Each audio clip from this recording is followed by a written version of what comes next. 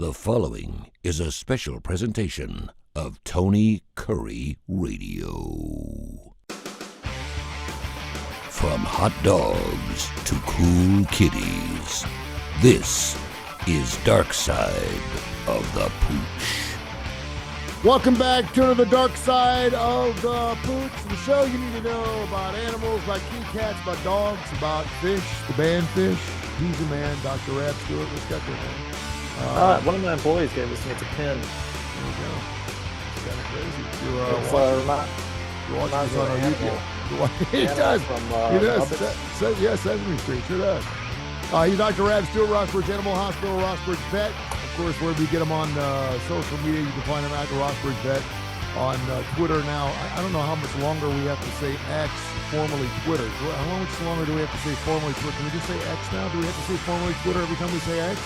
I think you can say X now because I think that we all know what it is.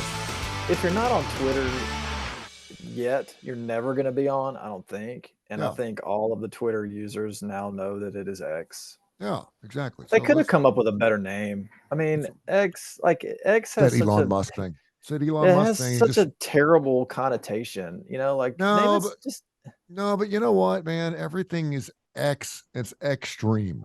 Everything is X extreme. Everything is X games, X meds. Everything is X extra. Everything's like in your face, as bright as possible, as loud as possible, as fast as possible, as humanly painless as possible. Everything is just like, and it's just like going 1,000 miles an hour, and it's extra. And like you're going to get some meds the other day, and I go. My daughter says I need some headache medicine.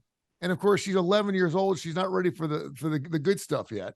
She wants the children's stuff because it's got, it tastes like bubble gum or candy, cotton candy or whatever. And I said, okay. And she goes, make sure you get the extreme. And I said, what are you talking about? She goes, the ibuprofen. Get the extreme. And I said, extreme ibuprofen. I said, ibuprofen is. She goes, no, it's called extreme. It's got to be the high dose stuff. It's got to be the best. It's got to be like extreme. And I was like, oh.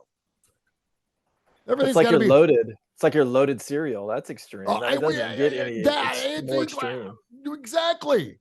Loaded. I mean, seriously, I got out of bed and I opened the loaded, right? I was like, hey, geez, let me get some milk near that box, man. Put that thing out. It was like a flame or something.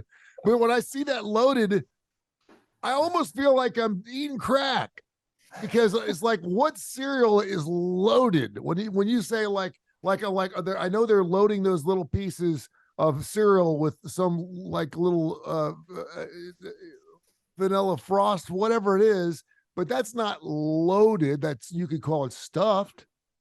So they're going after our kids, man. They're going after that vaping generation.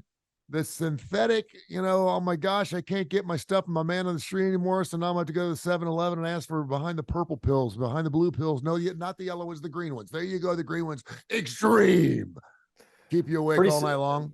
Pretty soon you may be able to get an extreme scratch off legally. You know what? That would be kind of cool. I know this for a fact. There is already a scratch off called Extreme. I'm sure it's called Extreme Scratch Off. It is. It's called Extreme Scratch Off. You have to scratch a little harder, but it's well worth it. When you go to these other states, you go to Georgia, like when we go to a Braves game or something, and we're on our way back, and they have, the Atlanta Braves scratcher or the Atlanta Hawks or the Atlanta Falcons. When this gambling bill, if and when it passes, yes, what is going to be what specific Alabama scratcher are we going to have? Are we going to have the Iron Bowl scratcher? Are we going to have the Helen Keller scratcher where you can be blind and you just scratch haphazardly? Yeah, and it's like this big, so that way you can't miss. Yeah, there's going to be. Yeah, there's going to be. They're going to be tied into everything, and don't think for a second that the University of Alabama, Auburn, UAB, everyone's going to be tied in to football scratchers. Oh, dude, it's going to be. Let me tell you something.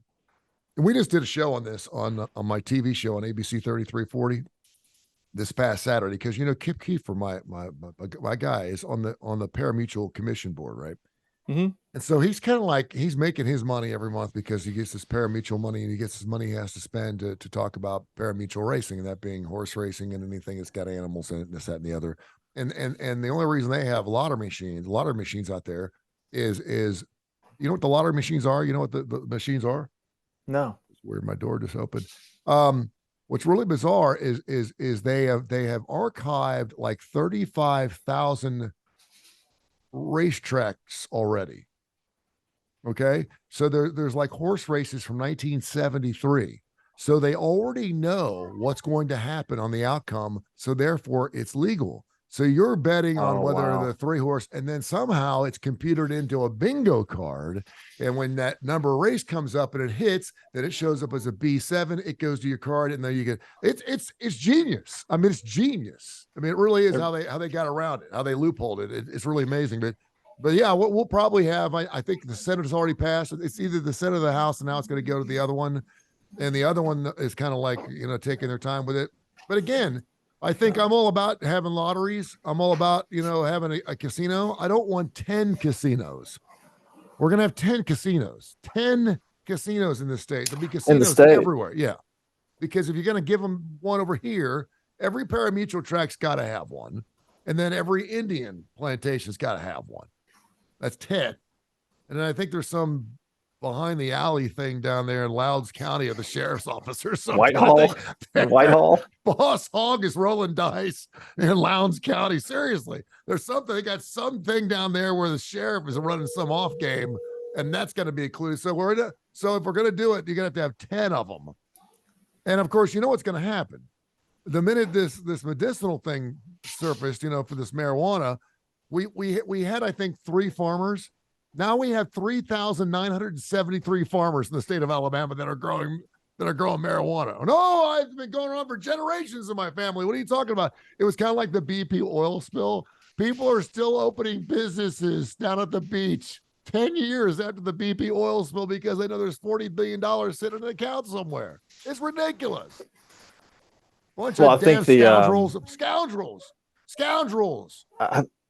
I think the interest in 4-H in high school, I think the enrollment for all the 4-H clubs probably just went up like 100-fold. I got to get in 4-H, baby. I mean, it's crazy. It's crazy. I mean, I don't fault people. I mean, people are going to go where the money is. And I do this. I think it's amazing. I went to a restaurant. I think it was called Reminiscing or something like that. Down in Orange Beach. It wasn't Slutty Vegan. It wasn't Slutty Vegan. No, it wasn't a Slutty Vegan. No, they should open one down there. That's perfect for the beach. And I asked the dude, I said, how long have you had this restaurant? He said, about 2 years. And I said, oh yeah. He goes, with all that BP money. And I said, did you have a restaurant during the BP oil spill? He said, no. And I said, well, how did you get it? He goes, because there's all that money. And if you open a restaurant now, you still get a piece of that action, even though it was 8 years ago. I said, really? He goes, yeah. He goes, you can come down here and open a restaurant in a heartbeat and have $1 million in your pocket and open your rest.restaurant. And I was like, craziest crap I ever heard in my life. Who knows? I was still in vet school when that happened. Really? It was a long time ago. You know what? I was on the beach when the first wave came up with oil on it. There were about 300 of us standing on the beach, walking up. It was late in the afternoon, and we saw the trollers and we saw the oil coming up, and it was like the Indian commercial, dude. Remember the Indian commercial with the big teardrop? You should have seen the people crying on the beach. I mean, crying. And as you're looking out over Orange Beach, normally at nighttime, you'll see like 3 or 4 lights. Those will be oil drills, or there'll be boats or something like that.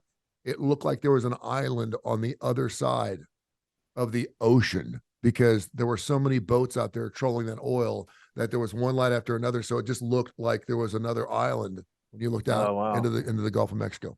Super sad. But I actually got, if you remind me next week, I got some mud balls.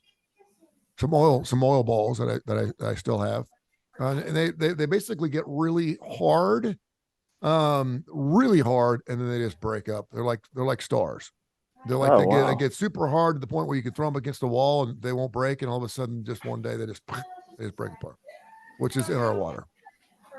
So, I mean, I guess that we'll never like truly know, or will we, what the after effects of that are. No, I and mean, my brother works for the government, and he's a conservationist. He's a scientist, and he said, the fact that we had the oil drill cameras on, we were watching it day and night. It was millions and millions of gallons. The tallier was just going and going and going and going and going, kind of like our deficit in this country is $43 trillion. You just see, and it just adds this anxiety. Oh my gosh, it won't stop, kind of thing. He said, Tony, he's like, it was like a finger prick in a swimming pool. He's like, if you put your finger in blood and let one drop go in there in an Olympic-sized swimming pool, that's about what that did to our oceans. He said, I know it's sad, and it's certainly, you look at the animals that were affected by it. It was super, super sad, and it certainly affected our fishing. But you also remember too the BP oil spill. Everyone was talking about the beaches being closed for a decade, mm-hmm. and that next summer it was dead. But the following summer, they were getting $4,000 a week for a condo. I was like, I thought the beach was dead. I was like, because I'll swim in black water if I can get me a condo for $500. I think Amity Island lost more money with Jaws than we lost with the BP oil spill. I'm telling you. So I'm thinking to myself, so I get down there and I'm like, what happened to the place being closed the next day? And they're like, oh, people couldn't stay away. 1 year, that's enough. And they're like, we'll go down to the beach and we'll swim in mud if that's what it takes to enjoy our beautiful beaches down here in Alabama. And by the way, Dark Side of the Pooch brought to you by comics and the games, Sasquatch Comics and Games. We're going to talk about a great place. By the way, I saw Seth last week. His new business is killing it. He is doing fantastic. Ed's Pet World, they're now closed on Mondays and Tuesdays, but they're still open Wednesdays to the weekends. They've got rabbits, man. We talked about it last week on the show right here on Dark Side of the Pooch. If you want a rabbit, now's the time to get your bunny rabbits. They got them down there for Valentine's Day. Of course, we just had that, but we have Easter coming up. It is springtime. You can domesticate rabbits. At least according to some publishers, they're saying that rabbits are going to be the new cats within the next decade. Within the next decade, we're going to have more indoor rabbits than cats. True? Yeah, we need a new cat. Yeah. Not a new cat, but I don't know. I like the idea of having rabbits in the house. Obviously, can't do that with dogs, not the kind of dogs I have.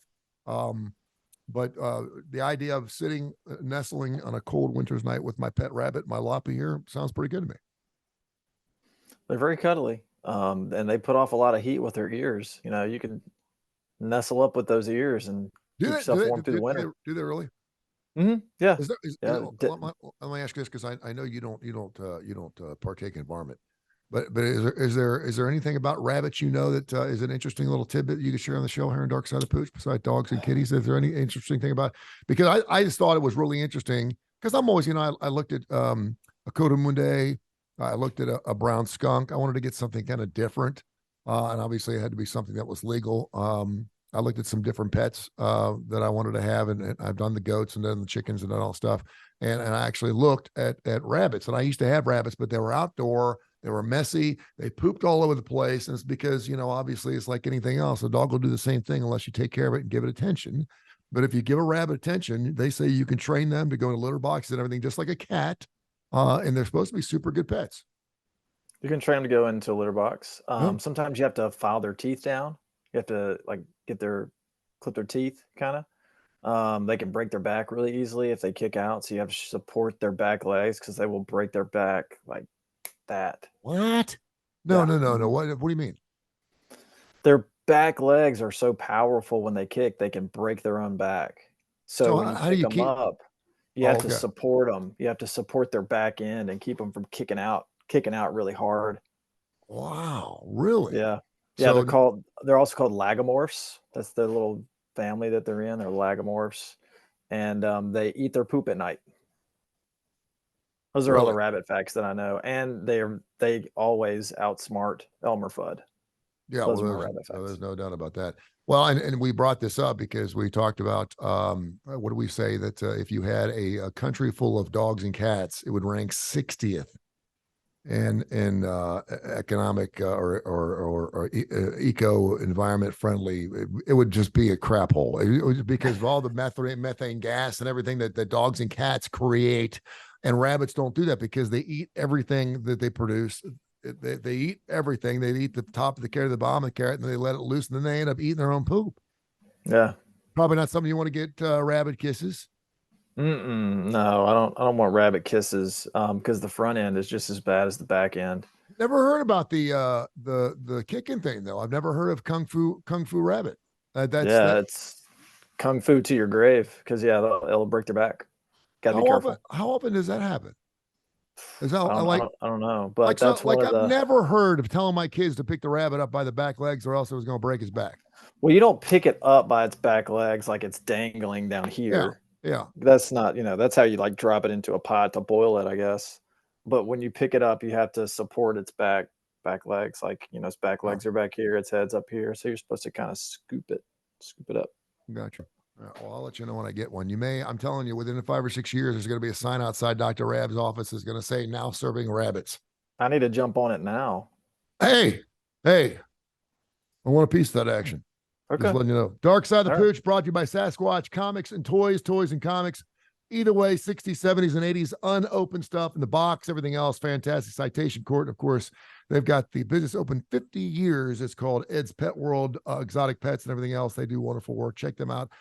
Ed's Pet World, and of course, the Sasquatch Toys and Comics. I want you to walk our audience through what I went through I went through like it was difficult for me to walk my dog through the vet.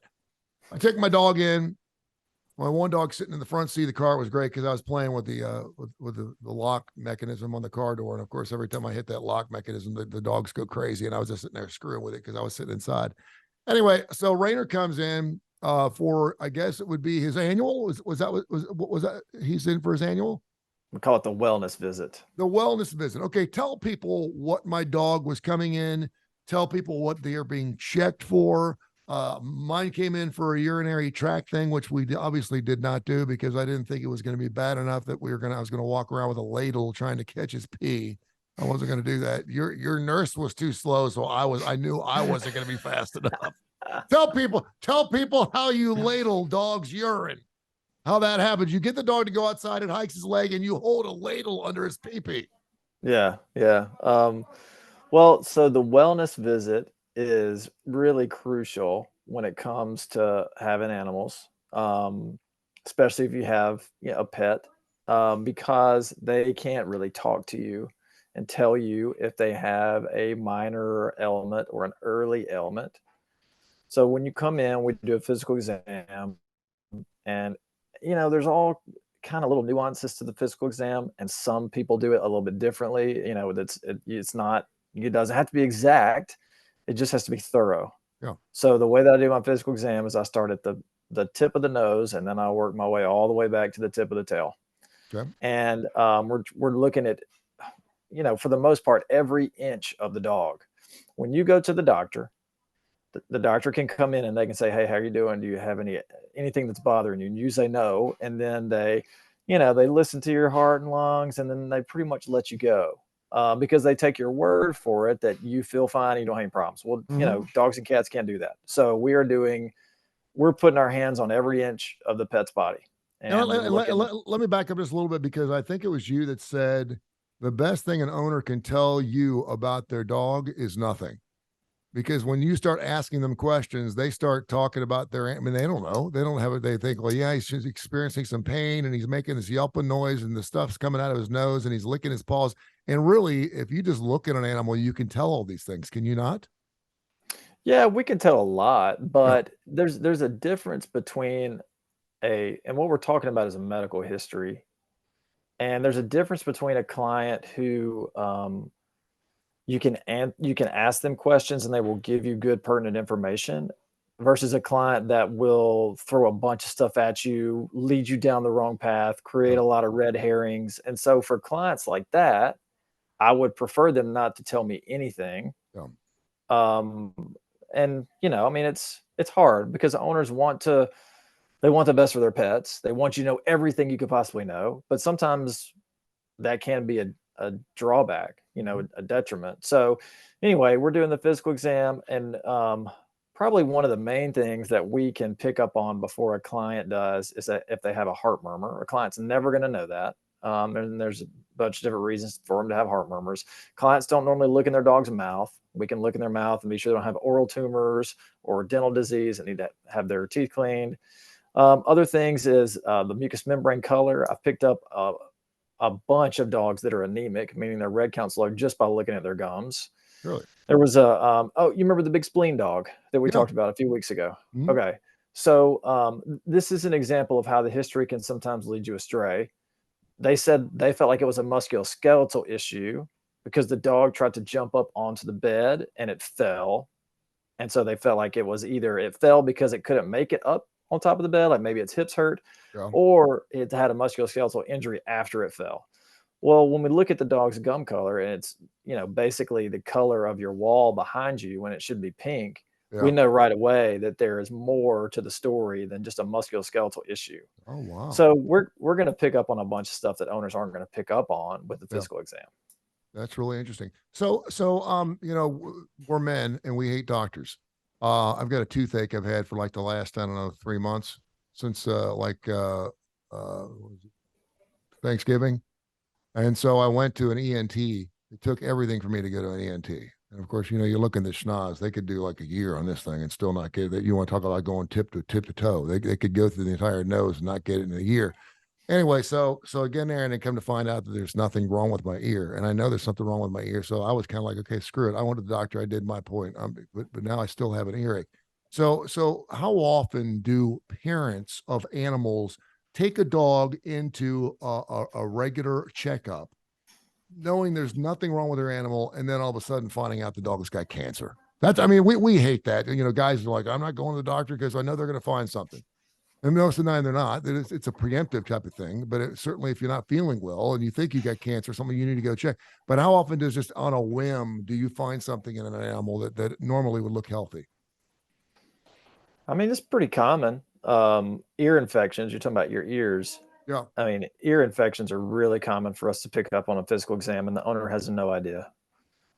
It's not very common that a dog's going to come in for a wellness visit and we're going to find something that is just catastrophic, Yeah. and we have to tell them that they may not have a whole lot longer to go, because when it gets to that point, I mean, the owner is going to pick up on something. And even if they come in for a wellness visit, in the history, they might say, you know what, they're really not eating very much. They're not really active. That they've been throwing up some. And Mhm. when an owner tells you that kind of stuff, it can't be a huge surprise if we find something that we don't want to find. Yeah. And for the most part, obviously, if you're a good owner of a pet and you're bringing them in for their year, and let's just be honest here, it's changed so much since we were kids. Because I know my mom and dad never took my animal to the vet. I mean, the only time they took it to the vet was it got hit by a car. And we had a dog named Rufus that was hit by a of all cars VW bug. If it was any other car, that's the cars we had in the 70s, right? It was normal to get a dog hit by a VW bug back in those days. Now it wouldn't be kind of rare. Um, but it wasn't that they didn't love the animal or whatever. But the dog just never went to the vet. We rarely washed it. It was always a mutt. And they served a purpose. They serve good dogs. And I think it's great that we now look after our animals a lot better than we used to. Yeah, things change, and it takes generations to implement change, just for our own health, and not to mention our pets. Like, one of the things that you go back to what you said about when you were a kid, your parents didn't really take the dog into the vet unless there was something wrong or whatever. Well, now it's changed to where most people are educated and they know that the pet needs to come in at least once a year. We like to see them twice a year because the more physical exams they have in the year, the earlier detection we can have for things like heart disease or renal disease, Mhm. all kinds of stuff, thyroid illnesses and things like that. But now it's really it's interesting because I think dentistry is becoming such a big deal in small animal medicine. And like I said, it takes generations to make a change, because as I'm talking to some of our older clients about, hey, your dog's got a lot of tartar on its teeth that can lead to periodontal disease, infections in the mouth, and they just kind of laugh and say, well, I mean, it's a dog. I'm Yeah. I'm not I'm not I'm not Mhm. going to do anything for that. I mean, when did this become a thing? I mean, this is kind of ridiculous. Like, don't you think, Dr. Stewart? And I'll say, well, I mean, back in the whatever 1600s or whatever, I mean, people didn't Yeah. brush their teeth either, Mm. and So now it's a big deal for people to take care of their mouths, and we're just getting to that same thing with pets. So um, I think that people have to keep an open mind about progress and where medicine goes, and it always advances, and it's for the betterment of the thing that's sitting at their feet or in their lap. No, I mean, I totally agree with you. And I think a lot of people, I had a very interesting show this morning, Mission Minded with Michael Coleman from the Heart of Alabama Food Bank. We were talking about all this food distribution, the Ubers and the Door Dashes. And, we got people that are spending $6.50 to have a $3.50 Big Mac delivered to their door. Yet we can't find someone to take a carload of groceries to a poor family in a rural part of Alabama. It's just ridiculous. I mean, and so we're kind of back assward there. Well, you're talking about from a delivery standpoint, we're always looking for convenience, but certainly with pets, I mean, you can make an argument. And I told you this before. You should be a millionaire if you listen to the show, Dark Side of the Pooch, to start buying some pet stocks because the pet world right now is going through the roof. A lot of it had to do with COVID, but the people who did get animals during COVID, and there was an explosion of ownership there, the ones who are good owners and take care of their pets are going to do everything they possibly can to make sure that pet is coming in twice a year. They do travel with a family. They are going to fly first class. They're going to be therapy dogs. They're going to be great dogs, and they're going to be a really neat piece to the family dynamic in the future. That's right. That's right. And it's kind of like you said, the pet stocks are always. I mean, for the most part, you pick a good one, and they're going to do pretty well. But with the explosion that we saw in 2020 and 2021, it is starting to level off a little bit. I mean, if you look at the national trends in the third and fourth quarter of last year, visits were actually down, from the year before, Really? depending on where you were, about 1 to 5%, and that is carrying through to this year. And I think it makes sense because you did have a lot of pet ownership occur during those years that maybe wouldn't have happened otherwise. Mm-hmm. And so some of those pet owners may not be real gung ho to bring their pet to the vet. You're going to see kind of a leveling off and maybe even a dip in some of those visits. I think it's real. I think it's probably a misconception that it's not as important to bring an adult pet into the vet as it is a puppy. When you get a puppy or you get a kitten, you got to take it in, you got to get its shots, Yeah. and then you got to get it spayed and neutered. And then Mhm. after that, we'll just kind of take it in as we need to. And that's really not the way people need to think about it, because as the pet gets older, they're going to start to develop problems that we can pick up way sooner than the owner will, way sooner than they'll have symptoms, and then we'll be able to extend the life. There you go. So, All right, great stuff. Tell people how they can find you, my man. you can call us at 208-0301. You can find us on Facebook, Rossbridge Animal Hospital, or you can email us, rossbridgeanimalhospital@gmail.com. How's your guitar playing going? It's going pretty well. I usually just kind of play what I hear. Like if I hear an interesting bass line, I'll say, "Oh, that's pretty cool. I need to learn that." So the last few days, my daughter, she told Alexa to play some Valentine songs. Oh, okay. First song that came up was "Crazy Little Thing Called Love" by Queen, and it's got Nice. a really Oh, yeah. interesting kind of like old blues line, but it kind of strays from that during certain parts of the song. So Great bass song. we've been working on that. It's a good one. That's a great song. Stuart Rome, of course, when in Rome, does a show here on Tony Curry Radio with the Woodhouse Day Spa, birmingham.woodhousespas.com. He wants to play bass with you. He picked up a guitar. He actually played a couple riffs for us on his last show on Spotify. I told him to learn the beginning riff to Barney Miller. I think I've already told you that, the Barney Miller theme song. Boom, boom, boom, boom, boom, boom. I said, dude, if you play that, man, I said, you'll knock the socks up anywhere you go. He's like, oh, what a great bass line. I was like, I know, right? That Barney Miller, man, is killer. So he was asking about your last show, and he's like, if you ever want to get together and, do a jam, do a fish jam or something together, you guys get together. He's really into the blues stuff, just like you are, loves the jam stuff. That'd be awesome. Getting ready for Jazz Fest. So that'd be awesome. All right, my man. Take care of yourself. Thank you. All right. See you next time.